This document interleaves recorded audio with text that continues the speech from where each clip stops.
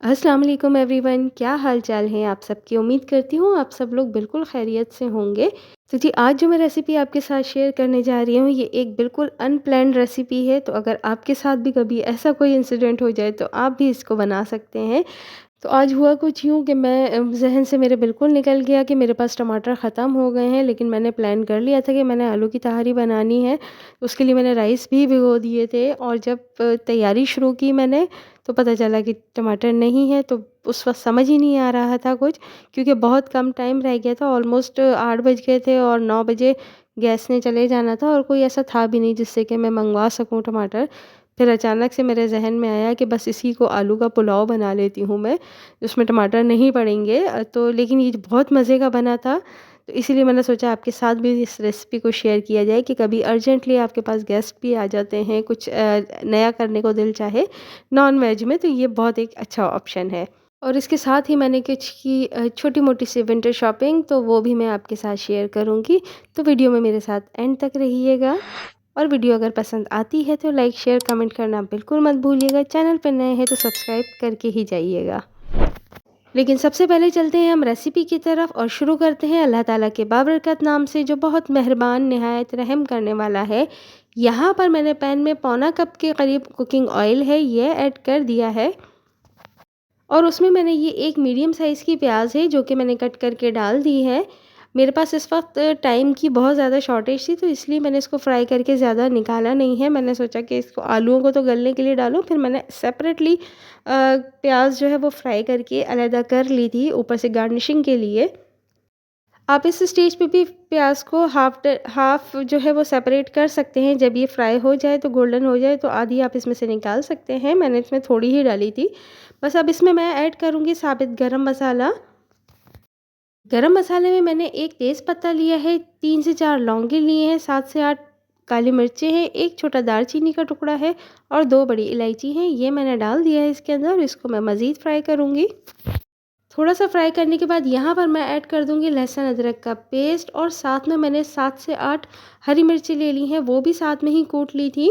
1 tablespoon लहसुन है, 1 tablespoon अदरक है, और साथ में मैंने 7 से 8 हरी मिर्ची ले ली थी, वो कूट ली थी। मैं इसको लाइक फ्रीज़ नहीं करती हूँ, यूजुअली मैं इसको फ्रेश कूट के ही डालती हूँ। क्योंकि बहुत ज़्यादा टाइम नहीं लगता, जितनी देर में प्याज फ्राई होती है उतनी देर में मैं इसको जल्दी-जल्दी हाथ से कूट लेती हूँ। तो मुझे ये कन्वीनिएंट लगता है। लेकिन कभी-कभी लाइक रमज़ान में मैं पीस के रख लेती हूँ। जब ये मसाला भुन जाएगा बहुत अच्छी तरीके से, तो यहाँ पर मैंने आलू डाल दिए हैं, क्योंकि ये नए आलू हैं और बेबी पोटैटोज़ हैं। तो मैंने इसका छिलका बस ऐसे ही पील किया है, क्योंकि इसको पील अगर मैं ज़्यादा करती तो फिर वो आलू ही साथ में आने लगता है। तो बस इसको मैंने यहाँ से 2 हिस्सों में करके इसमें ऐड कर दिया है। साथ में मैं इसमें थोड़ा-सा पानी ऐड करूँगी, नमक ऐड करूँगी, और साथ में ये एक चिकन क्यूब है, ये भी मैं इसमें ऐड कर दूँगी, ताकि इसमें बहुत अच्छा-सा फ्लेवर आ जाए। जब तक ये आलू गल रहे हैं तब तक मैं ये मसाला सूखा पीस लूँगी। यहाँ पर मैंने 1.5 टेबलस्पून सूखा धनिया ले लिया है, 1 टेबलस्पून सौंफ है, 1 टेबलस्पून सफ़ेद ज़ीरा है, छोटी-सी जायफ़ल है, जावित्री है, और 2 हरी इलायचियाँ हैं। इन सबको मैं मोटा-मोटा पीस लूँगी, बिल्कुल पाउडर नहीं करना मुझे इसका। और बस यहाँ पर ये मैंने हाथ से ही कूट लिया है इस तरीके से, और साथ में ले लिया है मैंने एक बादियान का फूल ऐड कर दिया है। ये मसाला थोड़ा-सा भुनने की तरफ आ जाएगा, तो इसमें मैं ये पाउडर ऐड कर दूँगी। आलू भी मेरे तकरीबन गल चुके हैं। बस इसको डालूँगी मैं, और डाल के इसको मैं तकरीबन 2 से 3 मिनट के लिए इसको भूनूँगी अच्छे तरीके से। साथ में मैंने यहाँ पर ऐड कर दिए हैं 5 आलू बुखारे, और क्योंकि ये इसको एक अच्छा-सा फ्लेवर देंगे, खटास तो ज़रूरी होती है पुलाव में। 2 से 3 मिनट तक इसको अच्छी तरीके से भूनने के बाद यहाँ पर मैं ऐड कर दूँगी पानी। मैंने चावल लिए हैं तकरीबन 3 कप, तो मैं पानी डालूँगी 5 कप। मैं 1 कप थोड़ा-सा कम ही डालती हूँ, क्योंकि मैं दम पे चावलों को ज़्यादा गलाती हूँ। वरना अगर ज़्यादा पानी हो जाता है तो अक्सर ऐसा होता है कि पकाते-पकाते गैस स्लो हो जाती है, तो बहुत मसला हो जाता है। तो इसलिए मैं 1 कप पानी मेज़रमेंट से कम डालती हूँ। पानी डालने के बाद यहाँ पर अब मैं इसमें नमक मिर्च चेक करूँगी और मुझे अगर कमी पेशी लगेगी तो वो यहाँ पर मैं एडजस्ट कर दूँगी। तो यहाँ पर मैं मिर्चियों के लिए थोड़ा-सा साबुत लाल मिर्च डाल रही हूँ। एक तो ये इसको कलर ऐड करेगा क्योंकि बिल्कुल वाइट-वाइट पुलाव हो जाता है, और दूसरा ये कि स्पाइसीनेस के लिए ये बहुत अच्छा है क्योंकि बच्चे खाते हैं, तो इसलिए मैं ज़्यादा इसको स्पाइसी नहीं रखती, और नमक भी अगर मुझे कम लगता है तो मैं इसमें नमक भी ऐड कर दूँगी। और उसके बाद में ये चावल अपने जो मैंने भिगो के रखे थे, तकरीबन 20 मिनट के करीब मैंने ये चावल भिगोए थे, वो मैं यहाँ पर ऐड कर दूँगी। चावल हमेशा भिगोने से पहले धोने चाहिए क्योंकि मैंने अक्सर लोगों को देखा है कि वो चावल भिगो देते हैं और उसके बाद वॉश करते हैं। लेकिन भिगोने से पहले धोना ज़रूरी है क्योंकि चावल भीगने के बाद थोड़े से सॉफ्ट हो जाते हैं, तो अगर उसके बाद हम धोएँगे तो ये चावलों के टूटने का ख़तरा ज़्यादा होता है। तो बस ये यहाँ पर मैंने सारे चावल इसमें ऐड कर दिए हैं।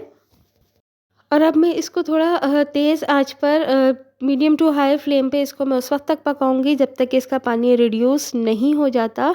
ढक्कन मैं इस पे नहीं रखूँगी और उसको उस वक़्त तक पकाऊँगी जब इसका पानी रिड्यूस होने लगेगा, और ये उस वक़्त तक काफ़ी तकरीबन 3/4 तक तो ये गल ही जाएँगे। तो फिर उसके बाद मैं इसको रखूँगी दम पे। ये यहाँ पर मैंने इसको मिक्स कर दिया है अच्छी तरीके से, और अब मैं इसको रख दूँगी दम पर। पैन के नीचे यहाँ पर मैंने तवा रख दिया है और तवे के नीचे आंच तेज़ कर दी है ताकि तवा भी गर्म हो जाए। इसको पहले मैं रखूँगी 5 मिनट के लिए तेज़ आंच पर, 10 मिनट पे इसको मैं स्लो फ्लेम पे रखूँगी, और अगले 5 मिनट के लिए मैं आंच बंद करके इसको एज़ इट इज़ ही रहने दूँगी। और ये 15 मिनट्स के दम के बाद मेरा राइस बिल्कुल रेडी है, एकदम खिला-खिला चावल है। तो चलें जी, इसको हम सर्व करते हैं। तो बस जी, ये मेरी आलू का पुलाव मेरा रेडी है। साथ में रायता है, प्याज, हरी मिर्चें, हरा धनिया, और थोड़ा-सा मैंने इसमें ऐड किया है पिसा हुआ सफ़ेद ज़ीरा। बहुत ही मज़ेदार, बहुत ही यम्मी लगता है इसके साथ। ज़रूर ट्राई कीजिएगा और मुझे अपना फ़ीडबैक ज़रूर दीजिएगा। अच्छा, आज मैं घर में ही थी तो छोटे-छोटे बहुत सारे काम थे, तो मैंने सोचा कि वो मैं निपटा लूँ। तो सबसे पहला काम मैंने ये किया कि मैंने फ़ेस वैक्स की। तो ये साथ में अभियान अपनी लेग वैक्स कर रहे थे। प्लस में ये मैंने विंटर के लिए कॉटन के सूट्स लेके रखे थे, तो मुझे ये भी श्रिंक करने थे, टेलर को देना था, तो मैंने सोचा चले आपके साथ भी शेयर किया जाए कि मैंने क्या किया है। अच्छा, मेरे पास ना ये कुछ दुपट्टे पड़े थे, ये लॉन के ड्रेसेस के दुपट्टे थे जो लास्ट ईयर मैंने बनाए थे, लेकिन लॉन के तो सूट आपको पता है कि ख़राब हो जाते हैं, लेकिन इनके दुपट्टे बड़ी अच्छी क्वालिटी के प्योर शिफॉन के थे, तो मैंने सोचा था कि इसको रख लेती हूँ, कभी काम आ जाएंगे। और इसी तरीके से एक ये मेरे पास जैकार्ड का, लॉन जैकार्ड का नेट जैकार्ड है, सॉरी, ये इसका ना एक शर्ट पीस रखा था, तो मैंने सोचा कि इसके लिए मुझे लाइनिंग भी लेनी पड़ेगी, दुपट्टा भी लेना पड़ेगा, तो इसको मैं दुपट्टे के तौर पे यूज़ करती हूँ।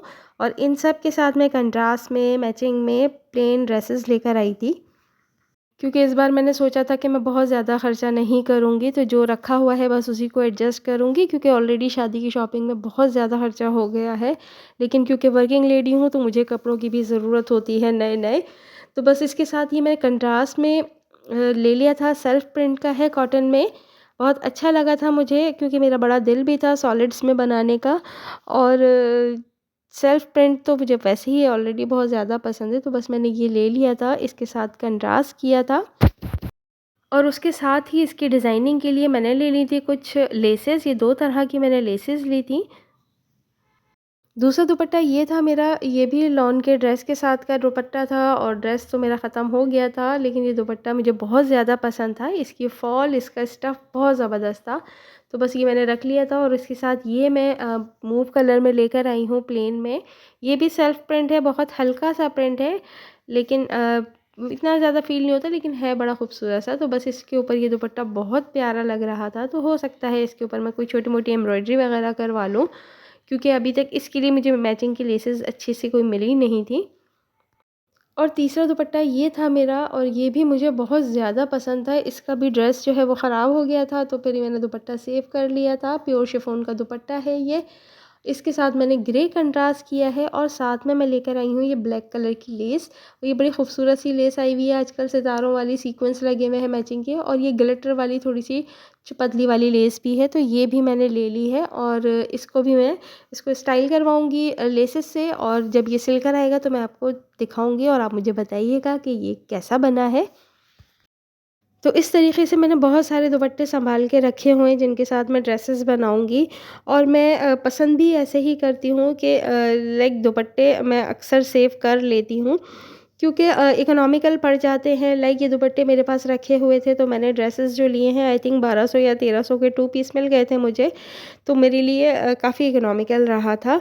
और मैं फैंसी कपड़े वगैरह भी जब बनाती हूँ तो मैं यही सोच के बनाती हूँ कि दुपट्टे थोड़े से अच्छे ले लेती हूँ, ताकि ड्रेस अगर आपका ओल्ड हो भी जाता है तो आप दुपट्टे को रिन्यू कर सकते हैं किसी और ड्रेस के साथ, किसी और स्टाइल में।